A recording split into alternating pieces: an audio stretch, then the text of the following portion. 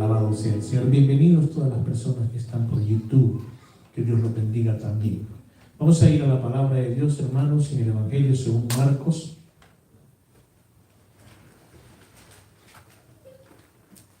Tratando de ser breves. Está delicioso el clima. Pueden ir temprano a sus casas, a compartir con sus familias, a continuar en este día de celebración delante de Dios. Capítulo 14 del Evangelio de Marcos. Marcos capítulo 14.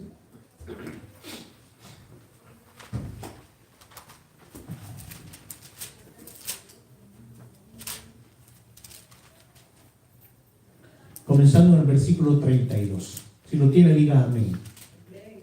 Marcos 14, 32. Leemos en la palabra de Dios.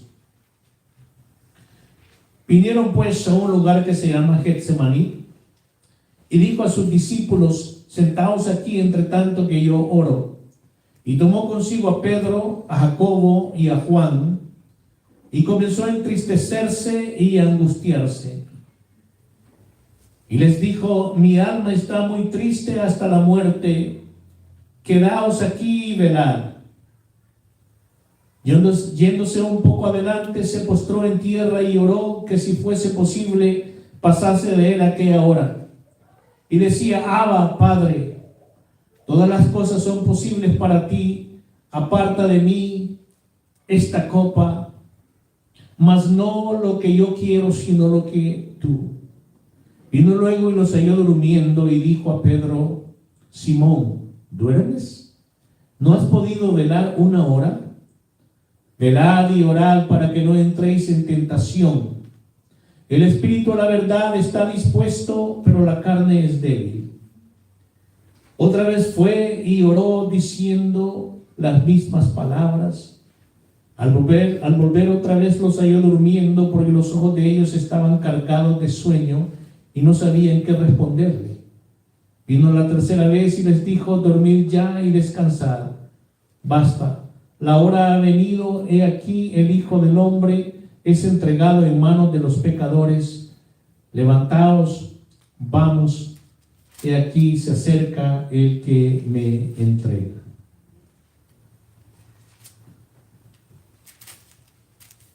Hermanos, primeramente déjenme decirle que Getsemaní, conocido también como el Monte de los Olivos, fue el lugar donde Jesucristo fue a orar antes de que fuese entregado por el traidor Judas y fuera aprehendido por los hombres. Getsemaní, Monte de los Olivos, había el fruto de los olivos. Pero ¿qué es lo que quiere decir Getsemaní? Getsemaní quiere decir piedra de moler.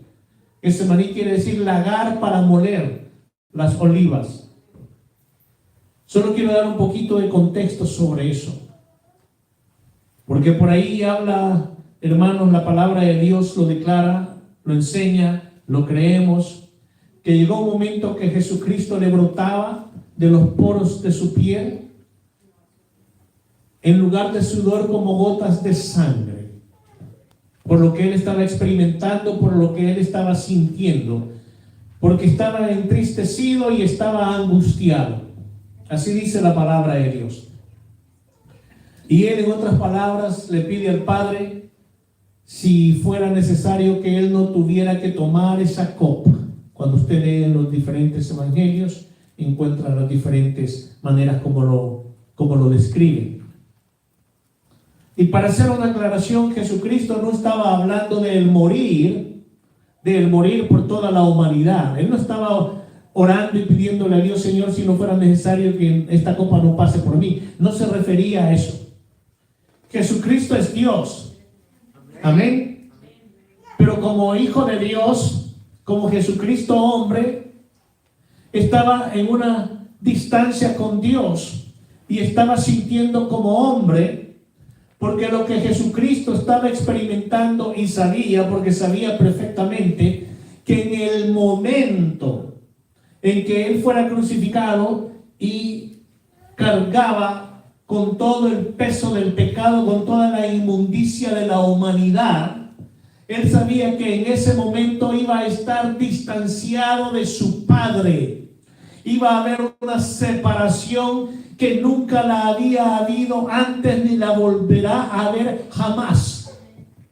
Eso es lo que Jesucristo sabía que iba a suceder. Eso es lo que le entristecía y le angustiaba también, y por eso brotaban como gotas de sangre de los poros de su piel, porque iba a tener que existir esa separación temporal, aunque Él es Dios.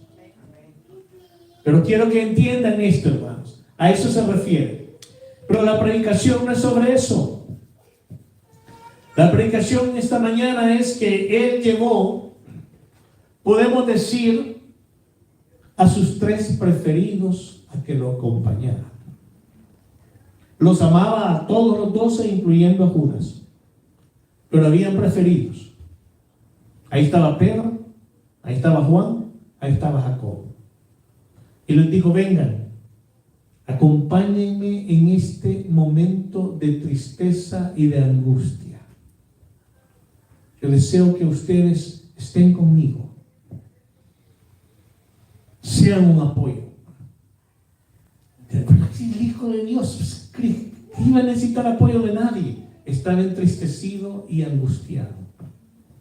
Si no, Él se podría haber ido solo. Seleccionó a 3 de mayor confianza y les dijo: vamos, para que oraran también. Pero nota algo bien importante, que cuando Jesucristo le dice a Simón, le dice: ¿duermes? ¿No has podido velar una hora? Velar y ora. Oiga lo que dice Cristo: para que no entréis en tentación. El espíritu a la verdad está dispuesto, pero la carne es débil. Oren para que no entren en tentación, para que no caigan en la tentación. La tentación no es pecado. Nadie se confunda. Caer en la tentación es pecado. La tentación es pecado, hermano. La tentación le llega a los cristianos continuamente, diariamente, y con eso usted no está pecando. El cristiano peca cuando cae en la tentación. Y Jesucristo llevaba a estos 3 para que oraran, para estar fortalecidos y no caer en la tentación en el momento de la prueba. Jesucristo sabía perfectamente lo que iba a suceder. Jesucristo sabía lo que ellos iban a experimentar, lo conocía. Él conocía a cada uno de esos discípulos como nos conoce a todos nosotros. Antes de que nosotros experimentemos situaciones, Él ya sabe lo que vamos a experimentar. Él ya sabe lo que vamos a sentir. Antes que nos enfrentemos a las tentaciones, Él ya sabe lo que va a suceder. Y Él se compadece. Óigame, le puede parecer a usted increíble o controversial, no lo es. El hecho de que Jesucristo se compadece de cada uno de nosotros cuando enfrentamos tentaciones. ¿Entendió esto, hermano? No estoy hablando que Jesucristo se alegra cuando caemos en la tentación. Si caemos en la tentación, Él se entristece. Pero Él se compadece cuando enfrentamos tentaciones. Porque la palabra de Dios nos enseña también que Él, como hombre, fue tentado en todo lo habido y por haber, que cada uno de los seres humanos somos tentados. ¿Está entendiendo esto, hermano? ¿Qué quiere decir eso? ¿Fue tentado Jesucristo a tratar de tener ambición, o envidia, o egoísmo, o orgullo, o fornicación, o cualquier otra tentación de pecado? Claro que sí. La palabra de Dios dice que se enfrentó a todo tipo de tentaciones que nosotros nos enfrentamos, pero sin caer en pecado. Sin caer en pecado. Gloria sea su nombre. Amén. Sin caer en pecado, hermano. Entonces, por eso dice la palabra de Dios que Él se compadece de nosotros, porque Él se enfrentó a todas las tentaciones habidas y por haber. Dice la palabra de Dios, se lo voy a leer, no lo busque en 1 Corintios 10, versículo 13: no os ha sobrevenido ninguna tentación que no sea humana, pero fiel es Dios, que no nos dejará tentados ser tentados más de lo que podéis resistir, sino que dará también juntamente con la tentación la salida para que podáis soportar. Oiga, qué tremendo, ¿no? Ningún cristiano puede decir, es que la tentación por la que yo pasé era demasiado grande y no pude resistirla y caí en el pecado. Dice la palabra de Dios que Dios mismo no permite que usted y yo pasemos por una tentación que Él no sepa, no esté seguro que podemos vencerla. Entonces, amados hermanos, cuando hay una tentación y se cae en pecado, no podemos decir, Señor, ¿por qué permitiste esto? Es más fuerte que yo. Imposible, imposible, porque Él no permite tentaciones mayores de lo que nosotros podemos resistir. Por lo tanto, eso es imposible. Por eso en Santiago dice también que no debemos de culpar a nadie, especialmente a Dios, cuando caemos en la tentación, en el pecado, porque lo hacemos por nuestra propia concupiscencia. ¿Está entendiendo esto, hermano? Qué tremendo es, ¿verdad? Entonces, Jesucristo padeció todo tipo de tentaciones. Él es el gran sumo sacerdote que se compadece de nosotros. Ya lo hemos leído ahí en Hebreos, hermano, ¿verdad? Porque Él también padeció todas esas cosas. Usted lo puede buscar una vez más. No voy a estar buscándolo ahorita todos los pasajes bíblicos porque ya tenemos corto el tiempo y queremos avanzar.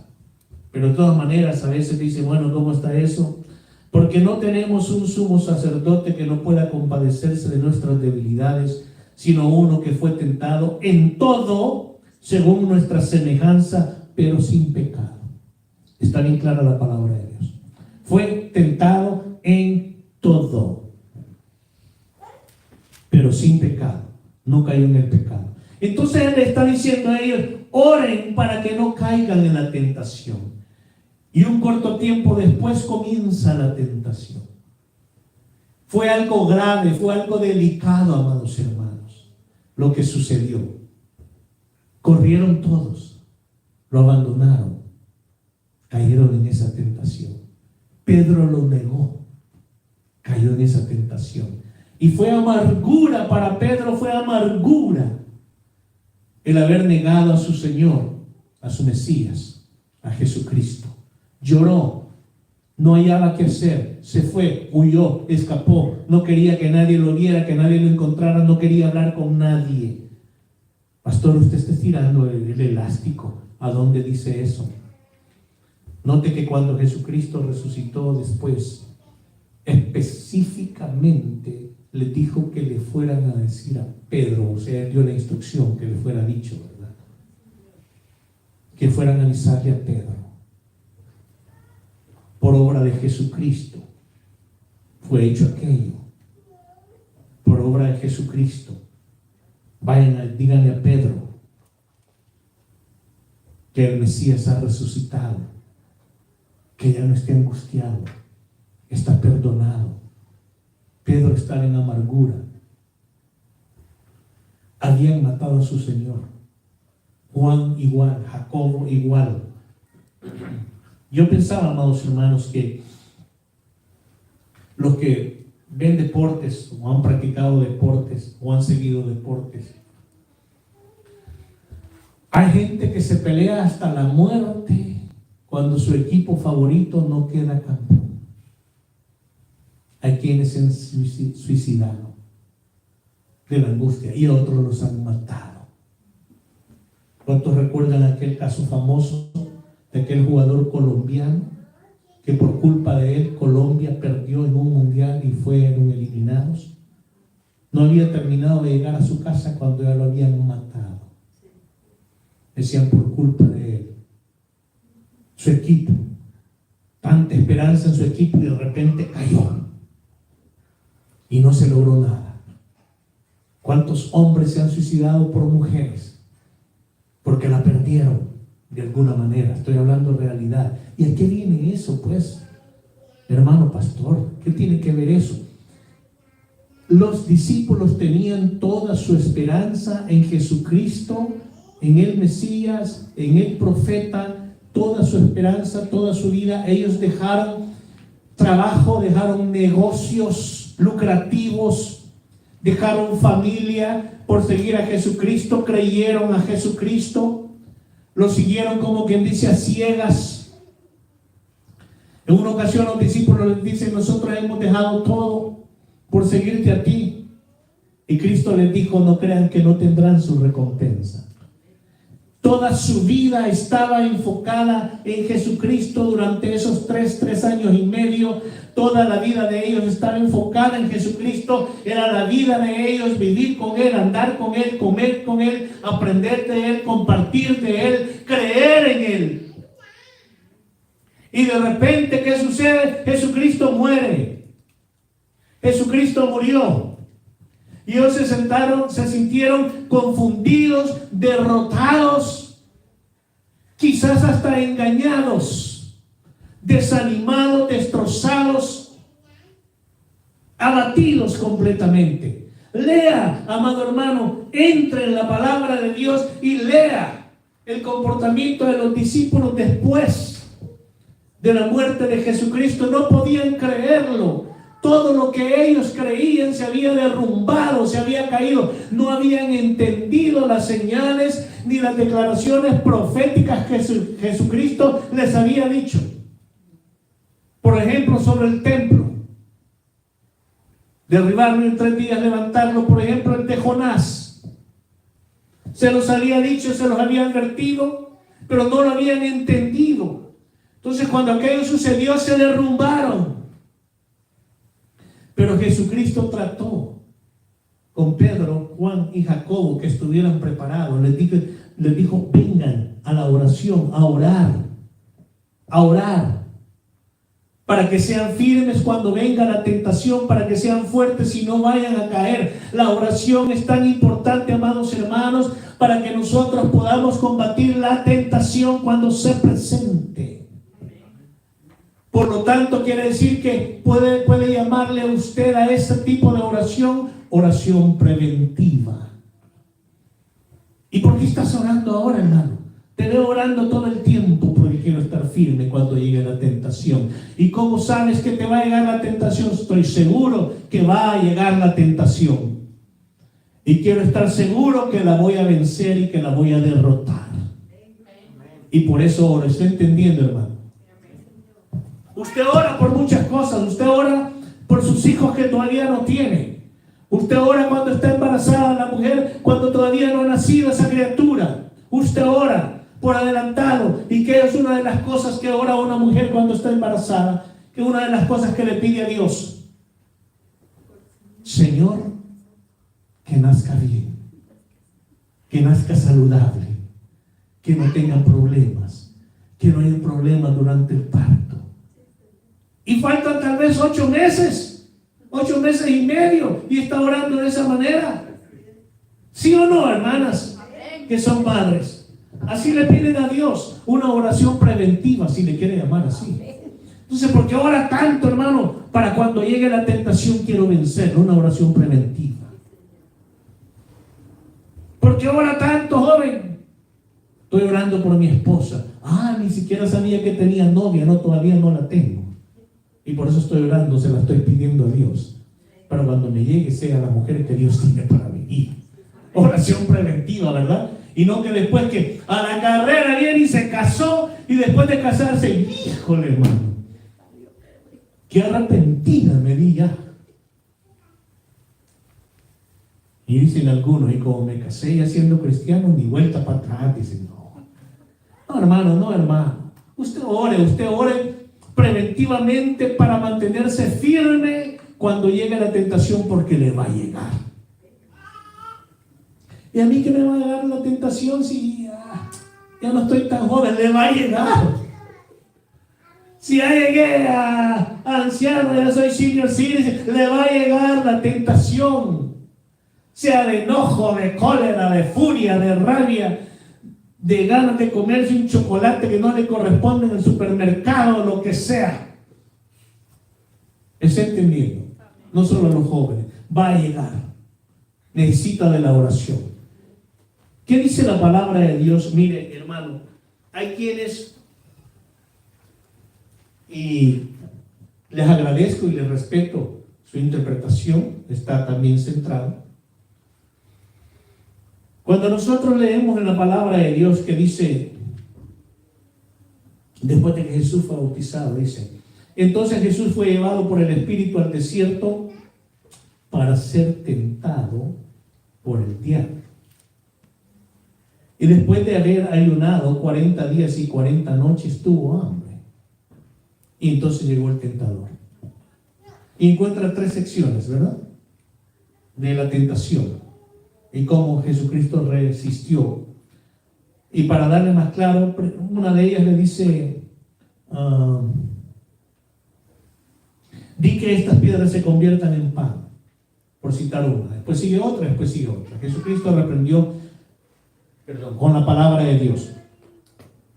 Cuando usted estudia ampliamente este pasaje, se lo voy a recomendar si no lo ha hecho, hay por lo menos 9 tentaciones dentro de esas 3. Hay 9 tentaciones, no crea usted que solo son 3. Tuvo hambre y el diablo le dijo que convirtiera las piedras en pan. Habían muchas más tentaciones, cada una tiene como 3 por lo menos. Estudiando la palabra de Dios usted lo va a encontrar.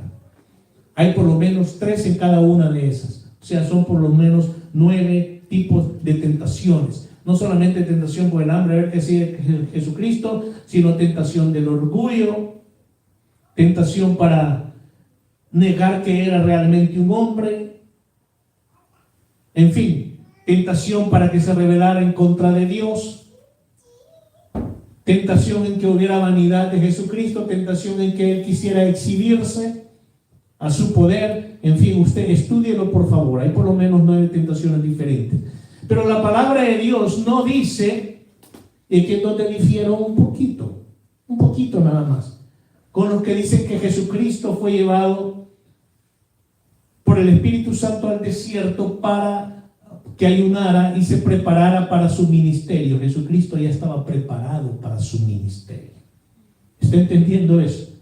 Jesucristo ya estaba preparado para su ministerio. Desde antes que descendiera del cielo, es decir, que se encarnara como hombre, Él ya estaba preparado para su ministerio, lo conocía, sabía lo que iba a hacer cada día de su vida aquí en la tierra, sabía lo que iba a padecer, sabía que iba a resucitar venciendo la muerte con poder y todo lo demás, Él ya lo sabía. Pero como hombre, Jesucristo nunca había sido hombre. Creó al hombre, pero nunca había sido hombre. ¿Está entendiendo esto, hermano? Él creó al hombre, pero nunca había sido hombre.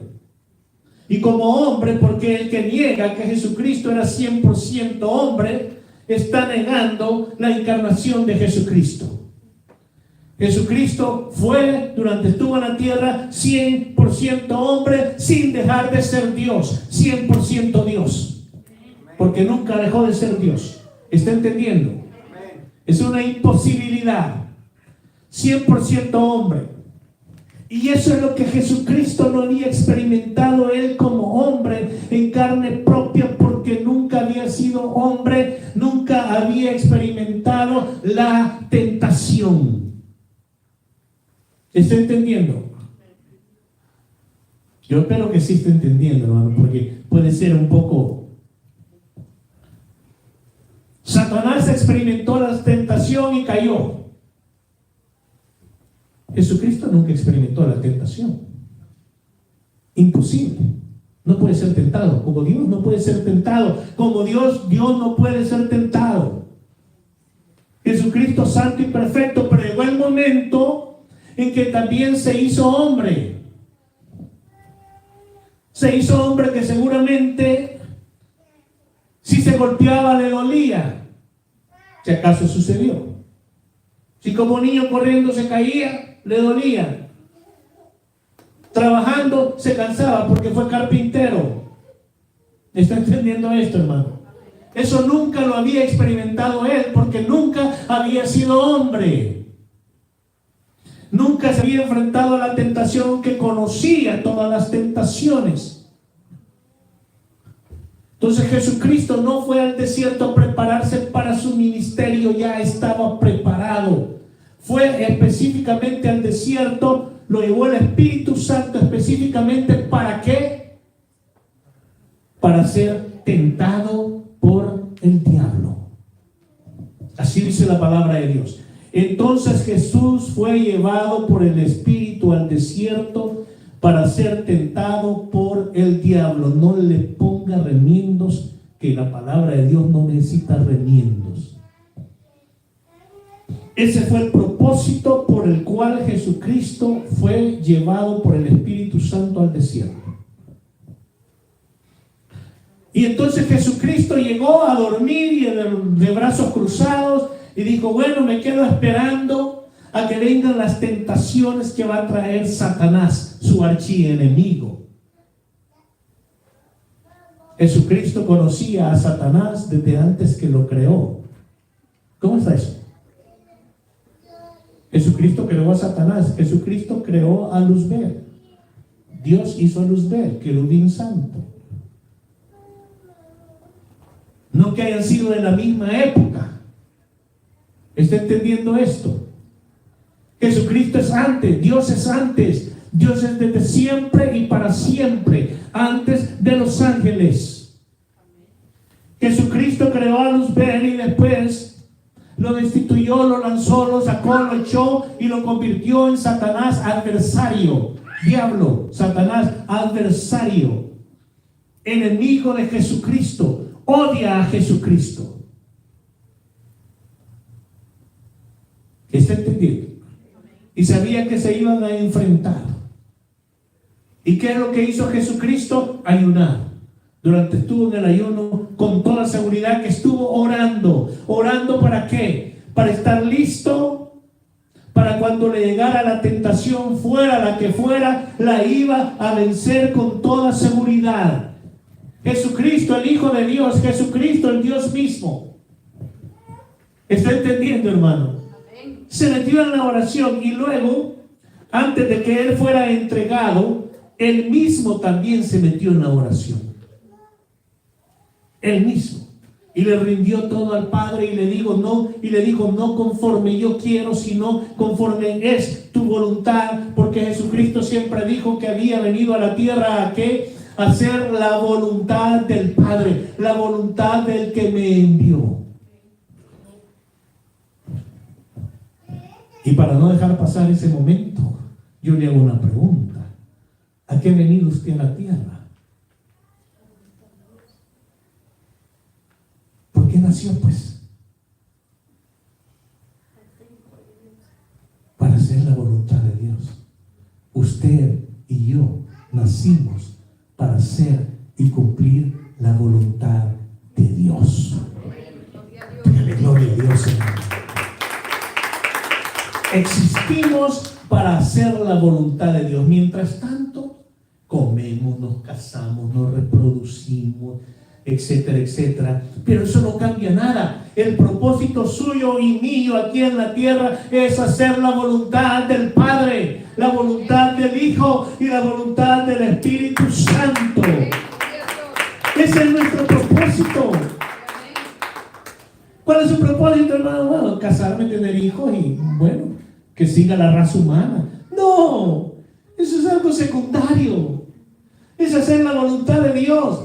Pues si yo no sé cuál es la voluntad de Dios, ahí hay problema. Porque debemos de conocer cuál es la voluntad de Dios para su vida. Uno, si sabe que la voluntad de Dios para usted es ser salvo. Amén. Por lo menos hay un par de amenes bien sólidos. Dos, la voluntad del Padre es que usted herede el reino de los cielos y tenga vida eterna juntamente con Él y para Él. Tres, hacer las obras que Dios quiere que usted haga aquí en la tierra. Yo ya las hice, hermano. Yo ya pasé por ahí. Ya tengo, bueno, voy a poner en mi caso para que nadie diga me está tirando a mí. No se hace usted, hermano Ulises. Ya voy a cumplir 67 años. Ya hice la voluntad de Dios. Ya prediqué, ya evangelicé, gané almas para Cristo. Ahora me voy a concentrar en guardar y mantener mi santidad con todo temor y temblor. Y me voy con mi Señor Jesús cuando venga por mí, gloria a Dios. ¿quién me está diciendo a mí que yo cumplí con la voluntad de Dios como Dios la tiene definida para mi vida? Si todavía estoy vivo, es porque todavía tengo que seguir cumpliendo la voluntad de Dios. ¿Está entendiendo? Y doy gloria a Dios por eso. Si usted está vivo todavía, la gente dice a los mismos cristianos, no, es que usted se ha cuidado, es que usted tiene una consistencia fuerte, viene de una herencia fuerte, y por eso es que aguante. No, yo estoy vivo todavía porque todavía tengo que seguir cumpliendo la voluntad de mi Padre Celestial. Por eso estoy vivo todavía, hermano. Todavía me hace falta. Cuando Dios diga ya se acabó lo que tenías que hacer, le aseguro que es que Cristo viene ya o me toca partir. Entonces, alguien dice, Señor, ¿y cómo sé si voy a seguir viviendo? Nadie puede decir, estoy muy joven, no me toca morir todavía. Esos tiempos solo Dios los conoce. ¿Y cómo sé, Señor, que todavía tengo tiempo? Usted siga sirviendo a Dios. Y mientras haya obra que usted está haciendo para Dios, trabajo para la gloria de Dios, usted va a seguir adelante. Un día a la vez, cada día, haciendo la voluntad del Padre. Hay grandes siervos de Dios que ya fallecieron. Y la gente dice, ¿cómo puede ser? Si era tan bueno, era tan lindo, era tremendo, le servía a Dios, ¿cómo puede ser? ¿Por qué Dios no se lleva el montón de bola de malvados que hay en la tierra? La persona que pierde a alguien así piensa, hermano. ¿Ha perdido alguna vez a alguien usted? Yo perdí a mis padres cuando tenía 6 años, a los 2 de un solo macanazo. Y por mucho tiempo me preguntaba, ¿pero por qué? ¿Por qué a mí? ¿Por qué a mis padres? ¿Por qué no otros? Imaginen los pensamientos de uno. ¿Por qué no otros? Y esto y lo otro. No, hermano. Mire, tenemos vida es porque tenemos todavía que hacer la voluntad de Dios. Y una de las cosas que Dios quiere es que nos mantengamos rectos y santos delante de Él. Y la manera como podemos hacerlo es a través de la oración para poder resistir las tentaciones. Pero mientras usted está vivo, como hijo de Dios, tiene obra que hacer para Dios. Si todavía no la conoce, pregúntele a Dios, búsquela en oración. Pídale a Dios que le revele, todavía tiene trabajo que hacer para Dios. Pero yo no sé qué es. A lo mejor todo el trabajo que le resta hacer a usted es que por medio de usted, una persona que ha oído sobre Cristo cantidad de veces, a nadie le hace caso y no quiere entregarse a Cristo. Y de repente a lo mejor va a llegar usted y le dice, Cristo te ama, le hace la invitación y la persona se entrega a Cristo. Y eso era lo que Dios tenía para usted. ¿Está entendiendo eso? Qué tremendo. Pero debemos de orar para poder estar firmes y vencer la tentación, hermano. Hay personas, estoy hablando de cristianos, que creen que las tentaciones son más fuertes que ellos y no pueden vencerlas. No hay ninguna tentación más fuerte que usted no pueda vencer, porque Dios ya lo dijo en su palabra. Él no va a permitir que usted y yo seamos tentados de una manera que no podemos vencer esa tentación. Amén, hermano. Alabado sea Dios, denle gloria. Dios diga, Padre, gracias, porque no me va a llegar ninguna tentación que yo no pueda vencer. Pero debo de estar en oración, Señor. En oración. Y sabe otra cosa más. ¿Qué es algo que no tenían los discípulos de Jesucristo? Al Espíritu Santo. No tenían todavía el Espíritu Santo. Y usted y yo sí. Y el Espíritu Santo es quien le da fuerzas a cada uno de ustedes. Los fortalece en el momento de la prueba y en el momento de las tentaciones, en el momento de la debilidad, en el momento de fracasos, porque hay fracasos.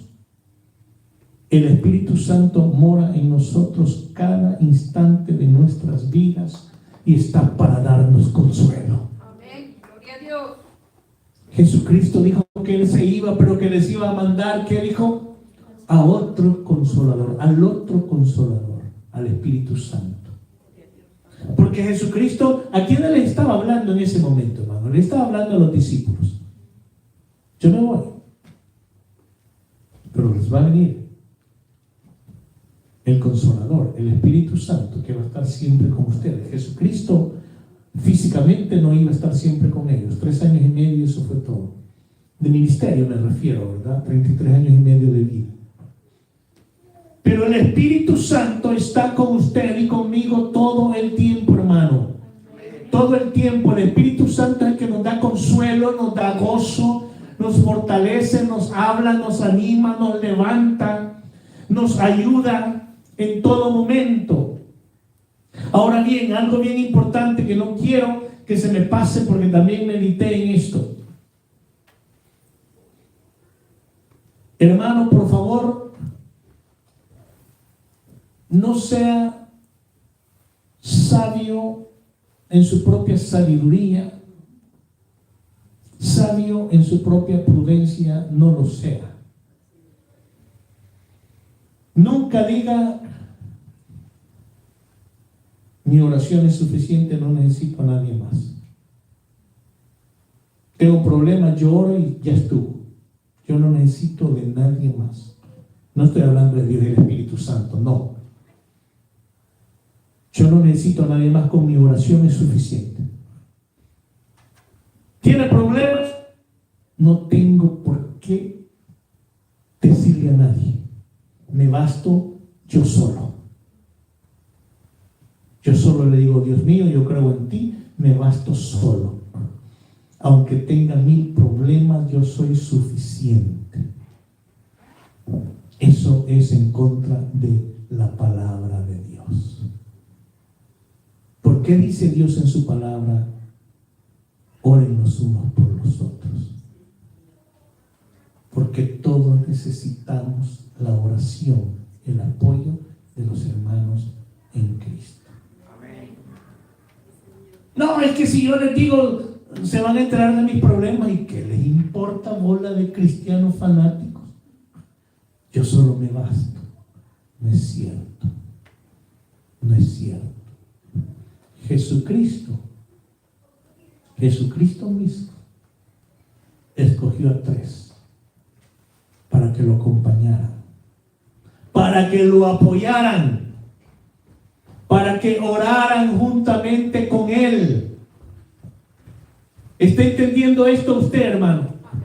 Le dije al principio, Jesucristo podría haberse ido a orar solo. Continuamente Jesucristo se apartaba para orar solo, para estar a solas con su Padre en oración. Continuamente lo hacía, pero en esta ocasión no lo hizo de esa manera. Escogió a 3 amigos para que lo acompañaran. Jesucristo, el Hijo de Dios. ¿Cómo puedo yo decir, pero si yo soy pastor? Yo soy el pastor. ¿Por qué tengo que hablar al hermano Beto? O a la hermana Concha, o a la hermana Paola para decirles, ayúdenme a orar? Hermano Mario, ayúdenme a orar, tengo esta petición. ¿Y por qué si yo soy el pastor, qué van a decir? ¿Qué pastor más debilucho? ¿Qué pastor más chueco? ¿Y cómo va a orar ese pastorcillo? Pastorcito de varita corta. ¿Cómo va a orar por mí si él mismo me está pidiendo que yo ore por él? ¡Qué vergüenza! No, hombre. ¿Cómo puede ser eso? ¿Sabe una cosa? Sería un necio si como pastor y tengo peticiones y necesidades y necesito apoyo y oración, no le voy a hablar a algún hermano y le voy a decir, ore por mí. Ore por mi familia. Eso es humildad, sabiduría, y eso es saber que necesitamos las oraciones de los hermanos en Cristo Jesús. ¿Me está entendiendo, hermano? Amén. Ah, no, pero si le habla tal hermanito, no, si esa es la prensa gráfica, el New York Times de la iglesia, Y nomás yo le cuente la situación y la va a contar a toda la iglesia. Mira, hermano, se presenta un problema, ore conmigo. No, pastor, hombre, usted ya retírese, hombre. Retírese por viejo y retírese porque le falta la fe. ¿Cómo es eso que tiene un problema y está pidiendo oración a mí que no se basta usted mismo? No, no me basto yo a mí mismo. Necesito de mis hermanos en Cristo que me ayuden a orar, que oren por mí. A veces la hermana Carmelina ha escrito y dice: oren por el hermano Mario para que Dios lo fortalezca. Y han de decir: no, hombre, semejante que hace, no sea payaso, hombre. Con palabras de mi amado hermano Arturo Arias, en paz descanse, era siervo de Dios por más de 40 años, que decía: payaso, bayuco, que ahora porque está para que sea fortalecido. Jesucristo estaba triste y angustiado y se llevó 3 que oraran por él. ¿Está entendiendo, hermano? Ahora, por supuesto, usted trata de hablarle a los hermanos que sabe que van a orar por usted, no que le dice: va, hermano, está bien, y los mira a la semana, ¿verdad? Y hermano, gracias por su oración. Y se me olvidó orar por usted. No quiere hablarle a su hermano. Quiere hablarle a hermanos que usted le dice: hermano, ¿puede orar por mí por esta situación? Y sabe que son hermanos que le dicen: sí, hermano, mire. A veces hay personas que escriben y dicen: hermano Mario, hermano pastor, ore por esta situación que estoy pasando. Y me tardo unos minutos en responder. Y al decir: no, hombre, si el pastor debería estar así al instante, si uno le escribe, que responda de inmediato. Pastor, ¿por qué no respondió? Yo pidiéndole oración por mi necesidad y usted no respondió. ¿Por qué, pastor? Yo le voy a decir por qué. Porque estaba orando por usted. Y quise responderle para decirle: ya estuve orando por usted. ¿Está entendiendo? Y usted quiere hablarle a hermanos en Cristo que cuando usted les dice: oren por mí, van a orar por usted, de preferencia en el momento, para que no se les olvide. ¿Está entendiendo, hermano? Amén. Gloria a Dios. Entonces necesitamos de los hermanos, necesitamos la oración, orar sin cesar los unos por los otros. Es más, fíjese que hay una parte de la Biblia, vamos a ver quién está atento a la palabra de Dios, que me diga dónde está. Una parte de la Biblia donde incluso dice: confiésense los pecados unos a otros. ¿Me lo estoy inventando en esa parte bíblica, hermano? ¿Verdad que no? ¿A dónde está? En Santiago. Confiésense los pecados unos a otros. No porque usted lo va a absolver como cuando va a confesión en una iglesia católica, sino porque el confesar los pecados unos a otros muchas veces le va a ayudar. 1, a que oren por usted. 2, a que usted ya no siga con esa carga, aunque Dios ya lo perdonó. Porque hay cristianos que Dios nos perdona, pero siguen con la carga todavía del pecado que cometieron, como que Dios no los ha perdonado. Por eso dice la Biblia.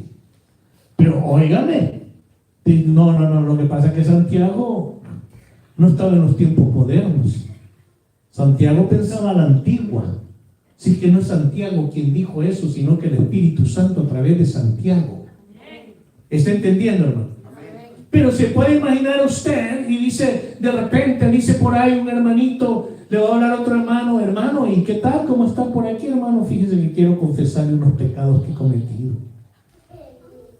Oiga, el hermano que está al otro lado de la línea le dice: a ver, hermano, dígame, quiero saber cuáles son, ¿verdad? Hay una curiosidad al respecto, ¿no? Pero ¿quién lo va a hacer? ¿Quién lo hace? ¿Quién lo hace de ustedes? Ni a la esposa ni al esposo le cuentan los pecados que han cometido. Porque dice: solo mi Dios, solo mi Dios. Y la Biblia dice que lo hagamos. Es porque nos va a ayudar. Ay, pastor, y usted le cuenta a la hermana Carmelina. Sí, yo le cuento. No le cuento. Y hablamos muchas veces y le hago saber, estas cosas son por pecado, por causa del pecado, etcétera, etcétera. Imagínense la esposa o el esposo, y la palabra de Dios dice que entre los hermanos nos necesitamos, hermanos. Jesucristo nos hizo de cierta manera que nos necesitemos unos a otros. ¿Usted cree que sus orejas necesitan de las manos que usted tiene? ¿Sí o no? Si le pica, se rasca, ¿no? Para lavarse las orejas, ahí van las manos. ¿Verdad que sí? ¿Necesita el pelo? Sí lo necesita.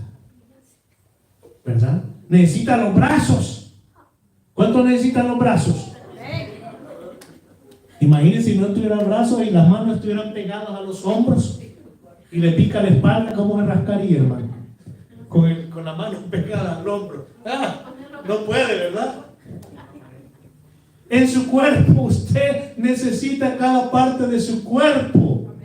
En el cuerpo de Cristo, cada cristiano, la parte que somos, necesitamos del resto del cuerpo de Cristo. Alabado sea Dios, reconozcámoslo. Hablemos, hermanos. Si tiene un problema, usted no puede solo mi Dios y yo. Jesucristo nos enseña y nos da el ejemplo. Busque a alguien, dígale, ore por mí. Tenga la confianza. Son los seguros de que no le gusta el chisme a ese hermano, ¿verdad? Pero busque con confianza a alguien y dígale. Yo le digo a veces hermano, le digo, hermano, ayúdame a orar por esto. Y quizás ese hermano o esa hermana piensa que ya le dije a todos los hermanos, igual, hermano, ayúdame a orar por esto, hermano, hasta hago copia nada más, ¿verdad? Y le mando a todos. No, hermanos, hay ocasiones que escojo específicamente a una persona, 2 personas, le digo, ayúdenme a orar por esto, aún por situaciones de la iglesia. Y cuando se trata de que usted se mantenga firme, ore, pida ayuda, pida oración, busque a los amigos espirituales que tiene. Amén. ¿Cuántos tienen amigos espirituales? Y por favor no me va a decir, yo tengo a Cristo. Hombre, estamos hablando de eso. Estamos hablando aquí en la tierra. ¿Cuántos tienen amigos espirituales? Que usted puede confiar y decirle, hermano, ore por mí. ¿Sí me entiende, hermano? Y no crea que me voy a enojar los que no levantaron la mano. Porque voy a decir, no, hombre, ni siquiera a mí me consideran amigo. ¡Qué bárbaros! ¿Qué pasó? Ya mejor la hermana Sofi, ¿verdad? Que dice por ahí, que dice mi amigo. Ahora el pastor dice mi amigo, dice ella. Porque qué tremendo en boca, en labios de una niña. ¿De cuántos? 4 años, hermano Mario? 4 años. Mi amigo, dice ella. Y a mí me sorprende eso, fíjese. Y hay hermanos que los conozco por años y qué bárbaro, hombre. Como que la hermana Mirna, aparte de prima, el hermano Beto, no dijeran mi amigo, el hermano Mario, nos conocemos, qué bárbaro, pues. Hermano Beto apenas estaba aprendiendo a caminar, no, ni tanto, ¿verdad? Y no van a decir todavía mi amigo. Yo sé que la mayoría de ustedes son gente nueva en la iglesia, la gran mayoría. Pero algunos que nos conocemos de años y aún los que nos conocemos, gente nueva en la iglesia, también tienen años, por lo menos 8. Hay amistad espiritual. ¿Sí o no, hermanos? Entonces tengamos esa confianza. Primeramente en Dios. Orando en todo tiempo, buscando la ayuda del Espíritu Santo y orando los unos por los otros. Póngase de pie. Nos pasamos unos minutitos. Pero yo siento que esta vez hemos tenido una predicación de gozo. Bueno, yo así siento. Mucho gozo, mucho ánimo. Padre Celestial, gracias, Santo Dios, por este tiempo precioso que nos has regalado en tu presencia. Padre, bendícenos y llévanos con tu paz, tu bendición, tu cuidado y tu protección a donde cada quien vamos, Señor, en esta hora. Que la próxima semana, si tú no has venido, Señor Jesús, y si tenemos la vida, podamos vernos nuevamente. Y Padre, también te pido que se haga tu perfecta voluntad y dirijas las elecciones presidenciales y de Congreso y Senado, que que van a efectuarse el día martes, que sea tu perfecta voluntad, mi Dios. No permitas de otra manera, Padre. En el nombre de Jesucristo. Amén. Que Dios los bendiga, hermanos. Salúdense.